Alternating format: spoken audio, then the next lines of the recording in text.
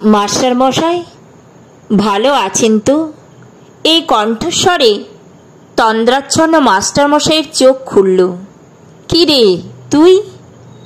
হ্যাঁ মাস্টার মশাই, আজ 5ই সেপ্টেম্বর আপনাকে শ্রদ্ধাঞ্জলি দিয়ে আশীর্বাদ নিতে এসেছি।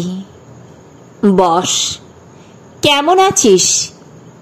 যার মাথায় এমন মাস্টার মশাইয়ের আশীর্বাদের হাত থাকে সে কখনো খারাপ থাকতে পারে? আপনার হাতে থাকা লাঠিটা আমাকে শিখিয়েছে শৃঙ্খলা। চশমার ফাঁকে তাকানো চোখ দুটোর কাছে সকল ছাত্রের দুষ্টুমি হার মেনেছে। আপনার শিক্ষাই যে আমার কলুষিত জীবনটাকে আলোর দিশা দেখিয়েছে। মনে আছে মাস্টার মশাই, ছাত্রদের ড্রেস জুতো নোংরা থাকলে বকা দেওয়া? প্রেয়ারের সময় কোনো ছাত্র ক্লাসরুমে বসে থাকলে কোনো এক ছাত্রকে দিয়ে তাকে ডেকে এনে প্রেয়ারের লাইনে দাঁড় করানো? কেউ জাতীয় সঙ্গীত না গাইলে খটোমটো হয়ে তাকানো? আমার ড্রেস তো প্রায় নোংরা থাকতো। আমি যে দরিদ্র পরিবারের ছেলে। কতদিন আমাকে বই কিনে দিয়েছেন, ক্ষুধার্ত এই ছাত্রের মুখে তুলে দিয়েছেন খাবার। পড়াশোনা না পারলে কি বকাটাই না দিতেন। তখন খুব খারাপ ভাবতাম আপনাকে। ভাবতাম আপনি যদি স্কুলে না আসেন তাহলে খুব ভালো হয়। স্কুলে এলেই তো এটা কেন পড়িসনি, ওটা কেন পড়িসনি। শাসনের মধ্যেই ছিল স্নেহের পরশ। আপনার উপস্থিতিতে স্কুল হয়ে উঠেছিল প্রাণবন্ত। বুঝিয়েছিলেন পড়াশোনার মতো কিছু হয় না রে।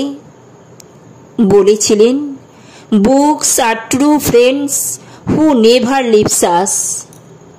জ্ঞান বৃদ্ধি করতে পড়ার বিষয়ে প্রতিটি সমস্যা সমাধানের জন্য বই সেরা।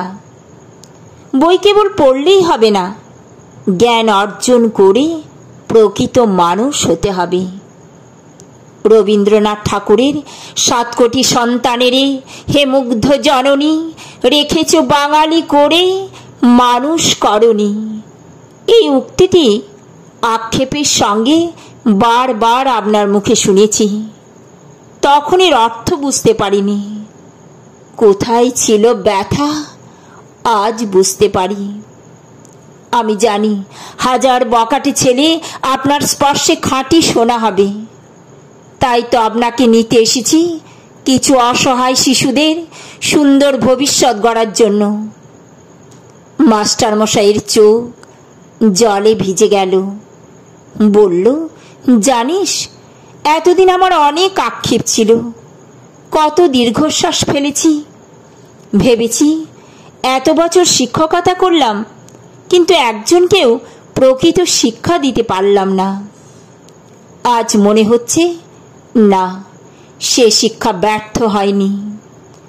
গর্বের সঙ্গে তাই বলতে চাই, you are the best student in my teaching career.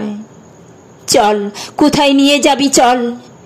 জীবনের শেষ দিন পর্যন্ত ওদের সৎ শিক্ষা দিয়ে শিক্ষিত করার চেষ্টা করব।